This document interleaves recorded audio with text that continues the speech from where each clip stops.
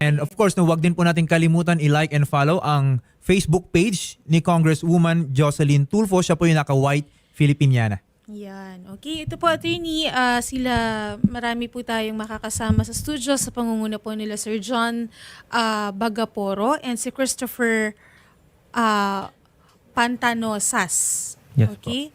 At nirereklamo po nila yung investment daw po na pinasukan nila dahil nais po sana nilang kahit pa paano maibalik pa yung lahat po ng bigay nila dito. Okay.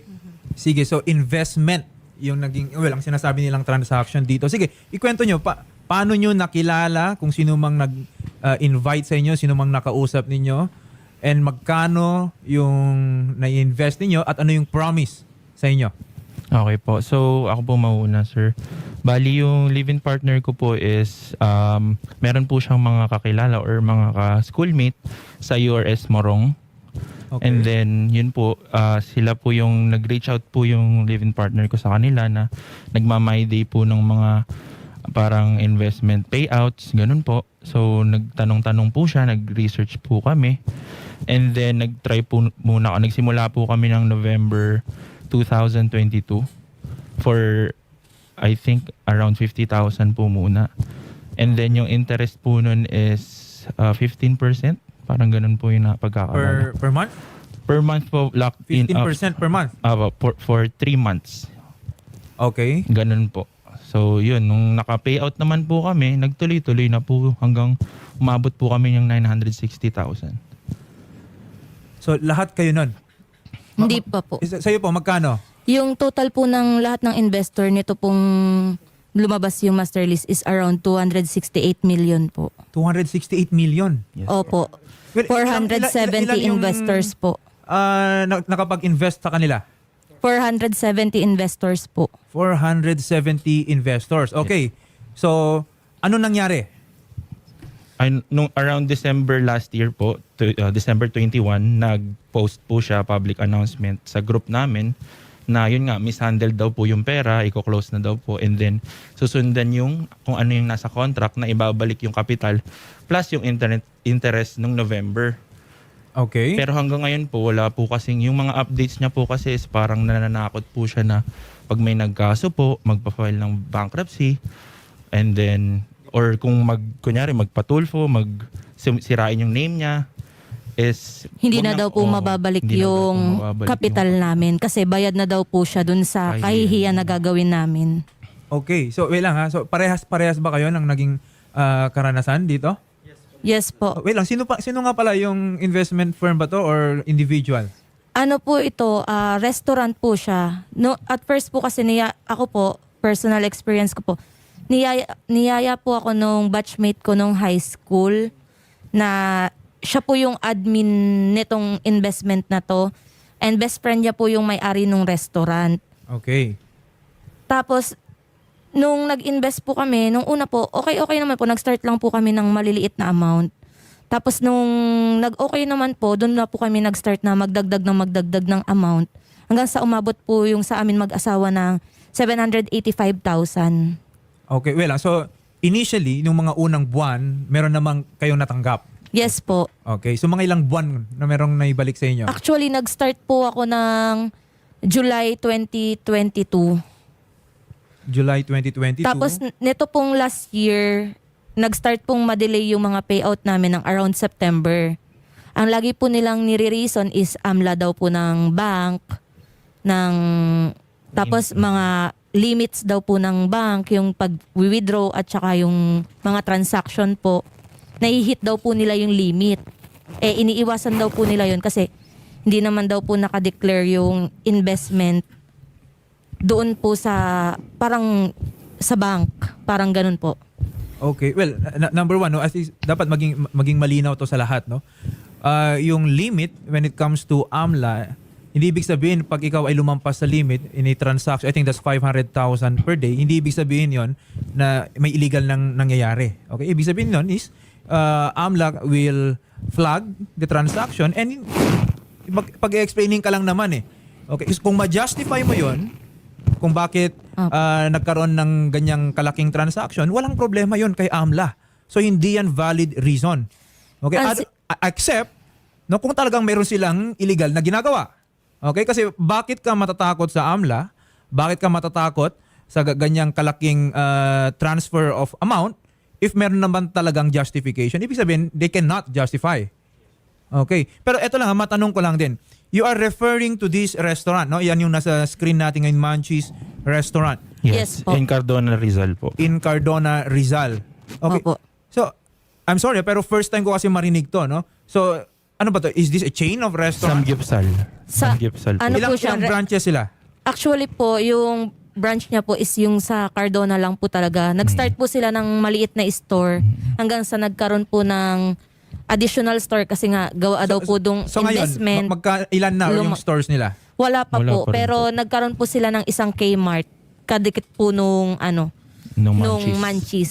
Do you have Restaurant. copy, no? Meron ba kayong kasulatan dito Yes sa po. naging investment ninyo? Opo. Yes po. May mga acknowledgement receipt po para po dun sa mga nag-pay in ng cash.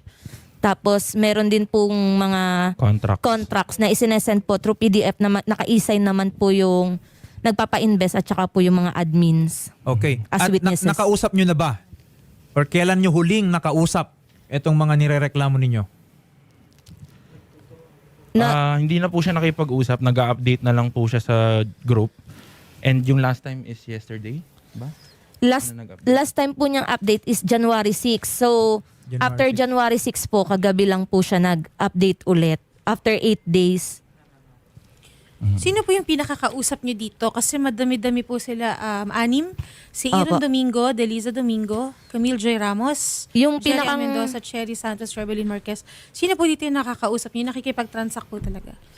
Si Madam Deliza po at saka yung tumatanggap yung mga ano po ng mga forms namin, si Camille po yung admin at saka yung tumatanggap po ng pera sa store, either si manager po or si Miss Jerry Ann. Now, you mentioned kanina there's around 200 million worth of investment. Yes po. Saan daw napunta yung pera na yun?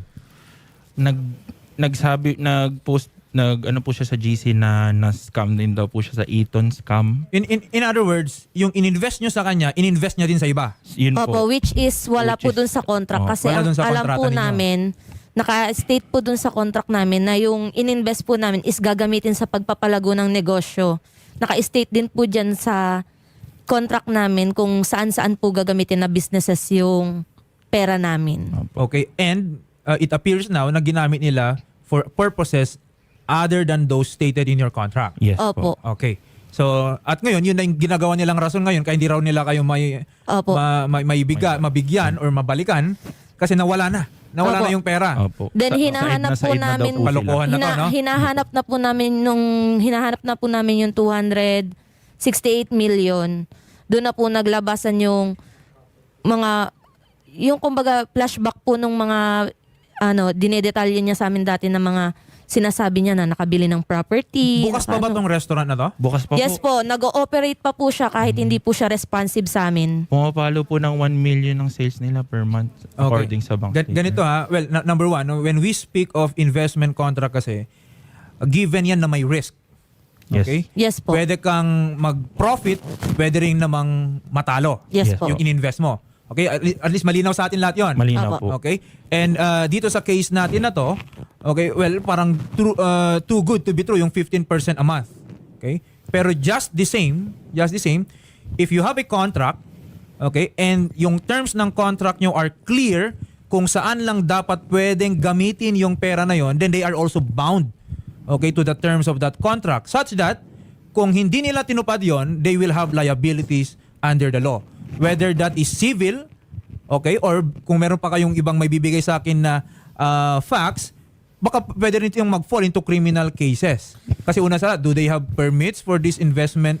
Wala po. Wala. po. Meron Hindi po din sila po siyang under ng SEC. posting na nagpapatunay. Meron po kaming screenshot na pinost niya na wala po silang BIR and Kasi SEC. if they used yung pera na yan for other purposes, baka mag-fall yan na estafa.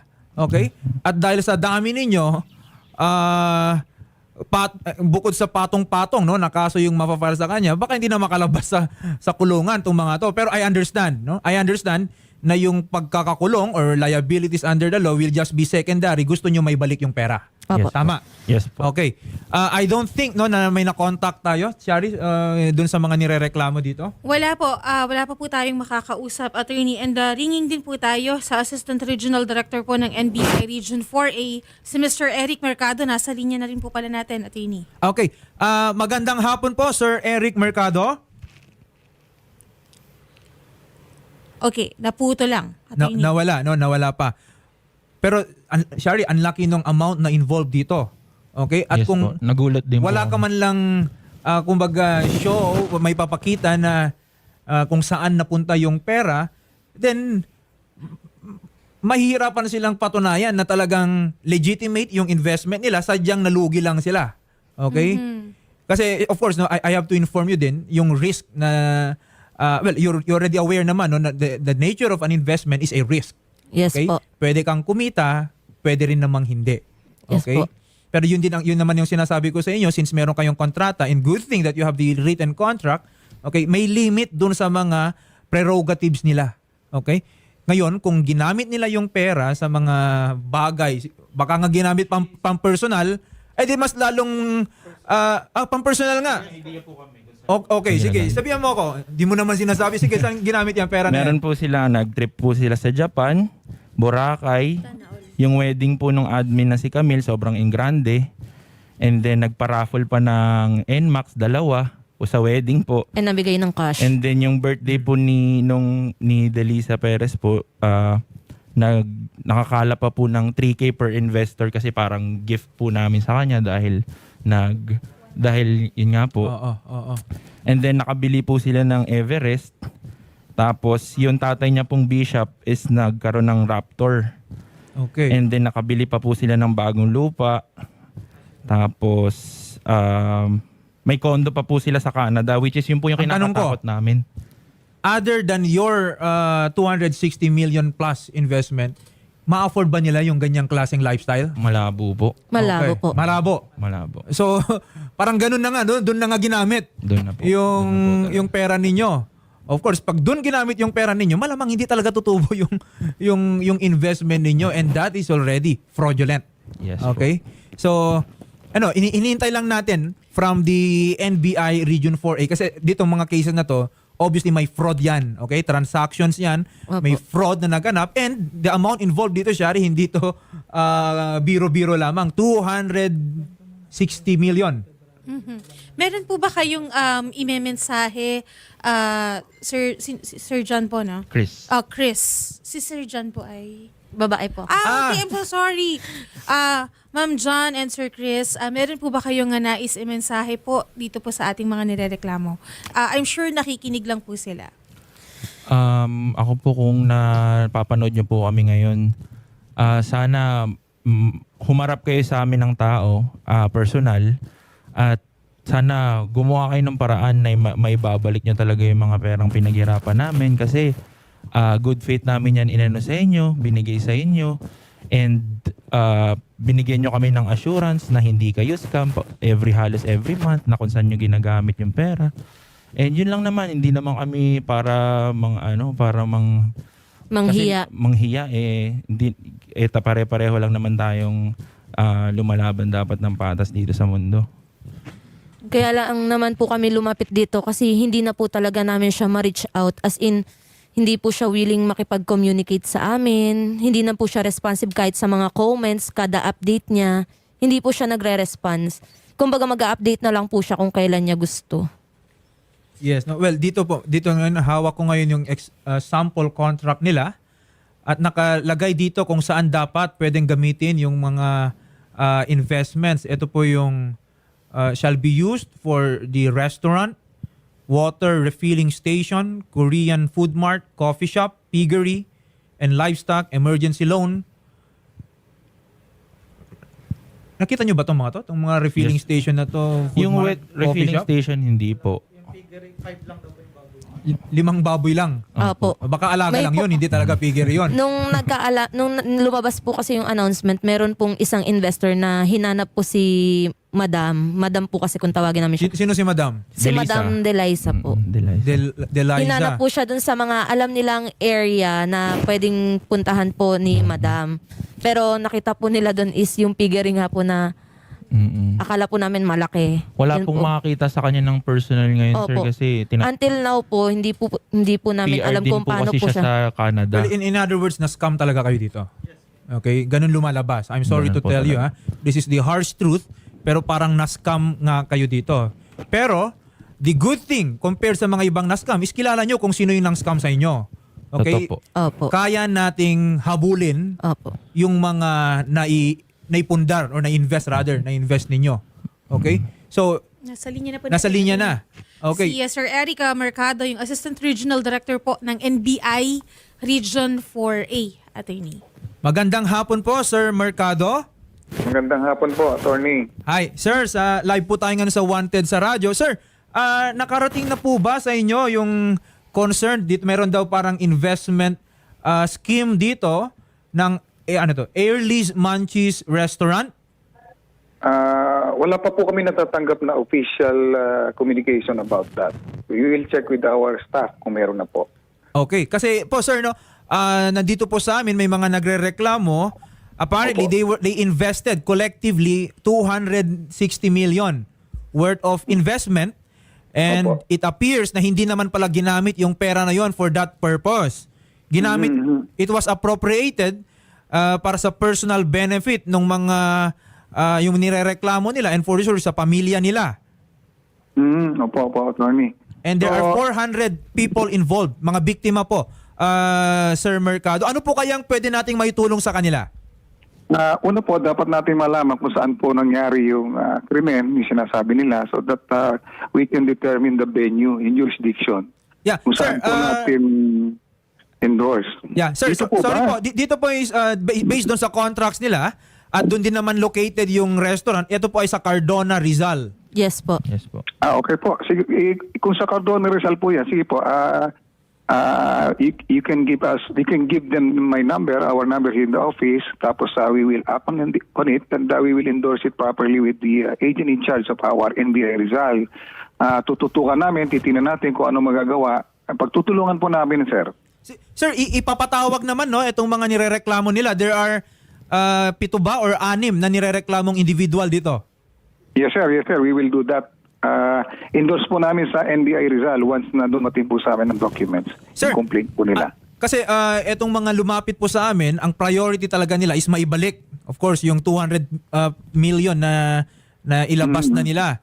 Sir, Opo. dun sa mga previous na mga cases ninyo, anong chances na maibalik pa yung ganitong kalaking amount? To be honest with you, sir, ang aming primordial concern is to file charges against them if the evidence will warrant. Yun naman po ang una eh. Yes. Siguruhin natin na maikakahon sila sa kaso kung yun ang laman ng facts. We will be basing our actions on facts and evidence. Then yung po nga sa recovery ng naibigay nila, well, it's up to them during the full-blown trial. Hindi po dito sa loob po ng opisina mangyayari yung tungkol sa action sa pagbabalik dahil ang aming trabaho po mag-imbestiga at mag-file po ng kaso. Okay. Now, of course, I understand you have investigated mga iba pang cases of fraud, no, Sir Mercado. Now, Yes ganito po, po ang Tony. gagawin namin. We will ask our staff para samahan po sina Yes, sir. John, Stalin, Christopher at mga siguro no yung mga iba pang involved dito pwede kasi the more mas malakas yung ating kaso. At para Yes, masama na rin, isang investigasyon na lang gagawin ni Opo, na Sir Mercado. Opo, kung maganda po, kung ma-advise po sila, nadalhin po nila yung pieces of evidence, documentary and everything, yung transaction, para makita ho natin kung saan nagmula, saan nagtapos, at kung gaano katibay yung ebidensya natin. Para ho, pag nag-file tayo ng kaso, ay lutong-luto at mapapanagot po natin ang dapat managot. Okay. And last lang po, Sir Mercado, yung investigation po natin, sir, ang mga gaano katagal po yun? Sa amin ho, we will do it as soon as possible. Okay. Basta ho, kompleto po yung complainant, nandito sila, they can provide us with their proper identification cards. Siyempre, we need to establish also their identities as complainants dahil mag-i-issue ng subpoena in the future ang prosecutor's office, ang court. So, to make things clear at matibay, dapat din namin makausap sila. We will evaluate the documents that will be presented and from there, bibigis namin ang action. Kung kompleto ang dokumento, okay lahat, mas mabilis po natin ma-actionan. Okay. Sige po, Sir Mercado, no, sasamahan po namin itong mga nagrereklamo sa inyong tanggapan at Yes, sir. sana mapabilis po yung Opo. yung proseso natin dito kasi baka may mga maloko pa silang iba. Yun po ang aming objective lagi. Pabilisin pero kailangan sure ang aming hakbang para mabilis pero tama. Yun po Okay. ang lagi nating panuntunan. Alright. Maraming salamat po, Sir Mercado. Sige po, attorney. Magandang araw po. So, narinig po natin si Sir Mercado. Okay, ganun talaga yan. Okay? It will start with an investigation. Kasi sa ngayon, yung mga nilapit nyo sa amin na to, of course, itong mga dokumento na to, kailangan nilang investigan bago i-file yung kaso laban Yes sa po. ating mga nirereklamo. Ang advice ko sa inyo for now, i-collect nyo na lahat ng mga dokumentong hawak nyo. Nag-issue naman ng resibo. Opo, acknowledgement receipt po. Acknowledgement receipt, lahat yon. Of course, yung aside from yung mga notarized ba itong mga kontrata nyo na to?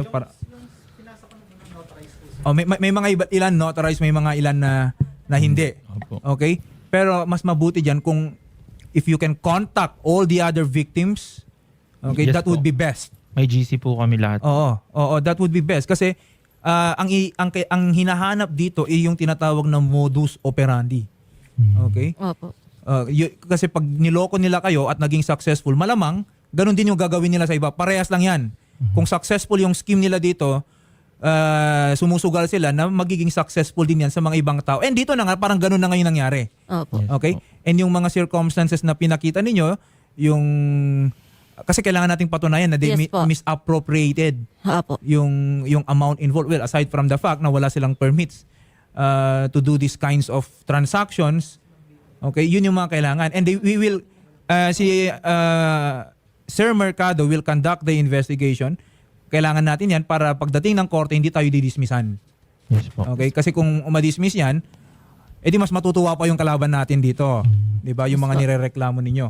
So, Attorney. yes. Word po kasi kami kasi po may chance po na tumakas siya pa Canada kasi po PR po siya doon. Ganyan. Kung kasi as of now, wala tayong legal basis to prevent them from traveling.